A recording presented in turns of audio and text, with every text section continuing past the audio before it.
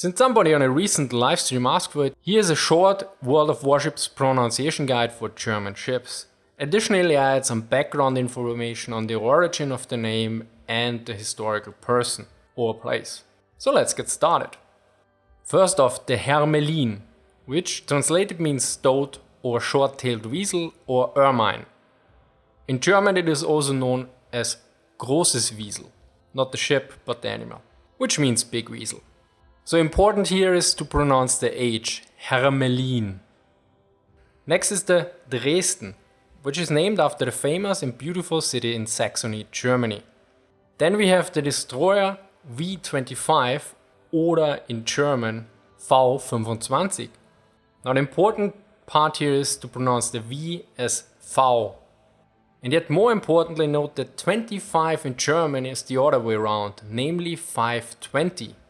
This little oddity makes everything a bit more complicated and also explains quite some of my errors with numbers in other videos.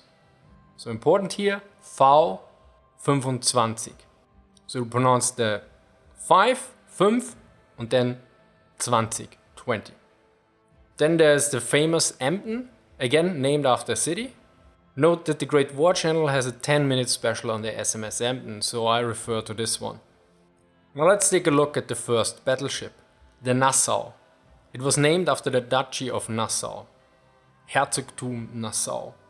Then we have the Kolberg, again named after a city which is nowadays called Kolobrsk, which is Polish and I probably pronounce it completely wrong.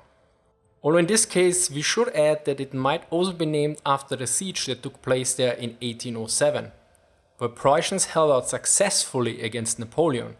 And one of the commanders was none less than August Neidhart von Gneisenau, after who the Tier 7 battleship is named.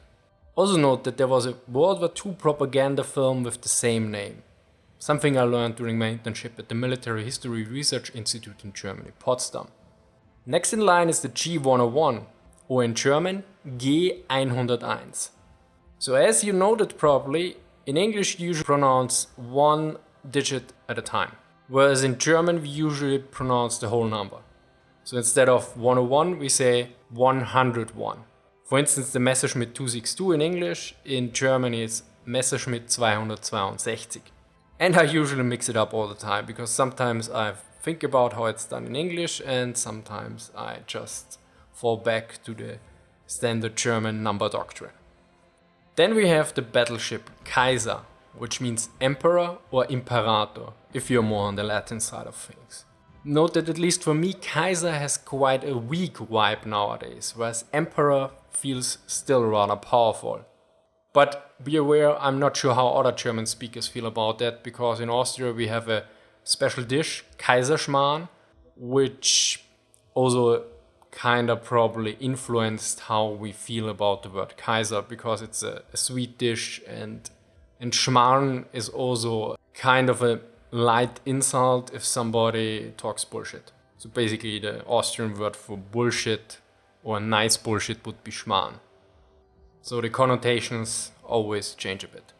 So the next in line is the Karlsruhe.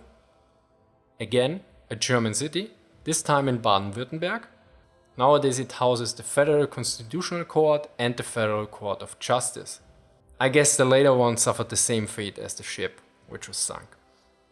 Anyway, let's move on to the V170, V170. Same thing applies, in German you say 170. The next is the battleship König, which means king. Note that the IG in König is actually pronounced like the German Ich, I-C-H. So it's not König, but König. Although some people would suspect that the correct version is actually dialect. But hey, if it wasn't that complicated, it wouldn't be a German word in the first place. And here we have the cruiser Königsberg, which literally translated means mountain of the king. Nowadays the city is called Kaliningrad and is actually located in Russia, although it is a semi-exclave. So it is not directed to the Russian mainland. Königsberg was the home of the great German philosopher Immanuel Kant, back when the Germans and Austrians still produced regularly leading intellectuals. Then we have the T22 or T21, Well, not much to say here. And now here we have the battleship Bayern or Bavaria, named after the state of Bayern. Note that of course at one point it was a duchy similar to Saxony. I usually use the current terminology, because else this would take ages. And yes, I know, officially it's the Free State of Bavaria and it's officially the Free State of Saxony. For those Germans watching that might get offended. But I think you have bigger fish to fry than me. And next, here we have the Nuremberg, again named after a city, namely Nuremberg, which probably grants me the Captain Obvious award now. It is probably best known for being a major propaganda location for the Nazis before and during the war, and the Nuremberg trials after the war. Note that Nuremberg is one of the cities in Germany with the most medieval appearance. And if you paid attention, as you can see, it's Nürn, which I don't exactly know what it means, and Berg, which means mountain, similar to Königsberg.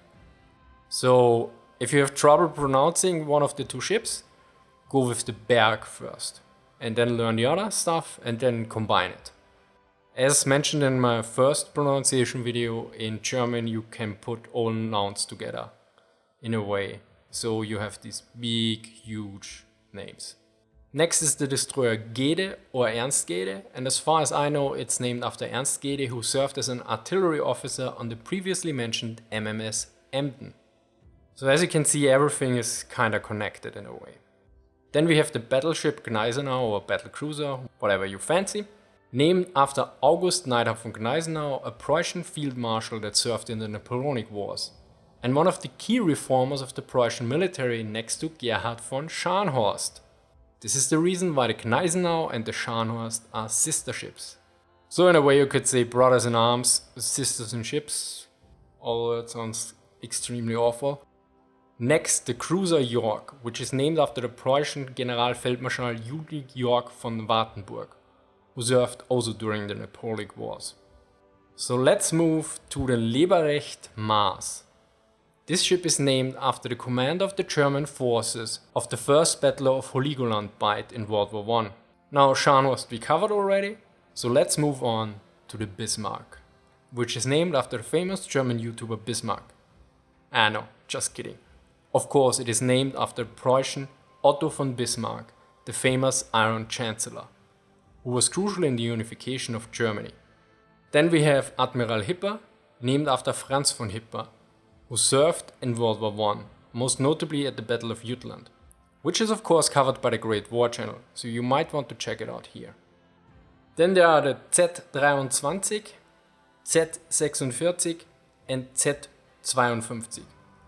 But I think you have the basics down, so let's move to the sister ship of the Bismarck, which is named after Alfred von Tirpitz, a Prussian Grand Admiral, who was crucial in the major expansion of the German Imperial Navy, making it the second largest navy in the world after the Royal Navy by 1914. Next is also an important historical figure, Prince Eugen, literally translated Prince Eugene. It is named after Prince Eugen von Savoyen, who was one of the most famous military commanders in the Habsburg Empire. He is in Austria probably best known for his contributions in breaking the Second Siege of Vienna in 1683. Here we have the battleship Friedrich der Große, or Frederick the Great, who was also known as der alte Fritz, the old Fritz, or Friedrich II, Frederick II, the Prussian king and field commander that expanded Prussia and fought many wars against large odds, and more often than not, won. He cared about brains and performance, not religion. He disbanded torture and held various contacts to contemporary intellectuals. Often he is taken as the example of an enlightened monarch. He also had a mobile field library for his campaigns. Quite interestingly, he disliked the German language and tended to use French. Next is the cruiser Rhone. Note that I'm not entirely sure if this is pronounced correctly. It could be Rhone or Rune, but I don't think the later one applies. It is named after the Prussian Generalfeldmarschall Albrecht von Rhone, who served in the German unification wars. And then we have the Großer Kurfürst, which means large or big Kurfürst, which is translated to large or big Prince Elector. Note that Fürst alone is a title for the highest nobility in Germany, and Kur is an old word for election, and if you know Latin, well, it stems from Curia. Additionally, Kurfürst for a long time was the spelling alphabet for K or K in German. Thus, the Bf 109K is also called the Kurfürst, for instance. Anyway, here we are at the final ship, the Hindenburg, named after German officer and politician Paul von Hindenburg, who served as Germany's Chief of General Staff in World War I and as a president in interwar Germany.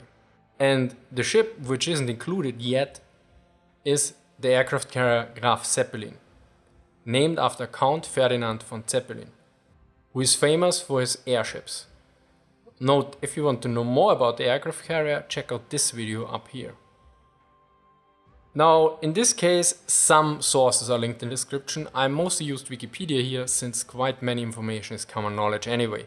Special thanks to Bismarck for applying some moderation to my very snarky remarks. Check out his video on the aircraft of the Graf Zeppelin here. Or maybe you want to take my basic German World War II pronunciation guide. Then of course go here. Anyway, thank you for watching and see you next time.